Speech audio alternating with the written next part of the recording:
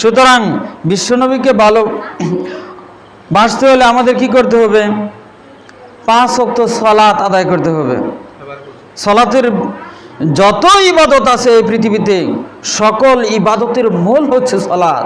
আপনি কোরবানি করেন, লক্ষ লক্ষ টাকা দিয়ে কোরবানি করেন, যদি আপনি সালাত না পড়েন তাহলে কি আপনার কোরবানি কবুল হবে? এই যে মসজিদ তৈরি করেছেন, মনে করেন একজনই একটা মসজিদ তৈরি করেছে, কিন্তু ওই ব্যক্তি সালাত পড়ে না, ওই ব্যক্তির এই মসজিদ তৈরি করা কোনো ফায়দা হবে?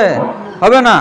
যত ইবাদত করেন কোনো ফায়দা হবে না যদি আপনি সালাত আদায় না করেন। যত ইবাদত আছে সকল ইবাদতের মূল হচ্ছে সালাত। বলেন সুবহানাল্লাহ। বিশ্বনবী বলেছেন, আউয়ালুহু মা ইউহাসাবু বিহিল আবদ ইয়াউমাল কিয়ামাতি মিন আমালিহিস সালাত।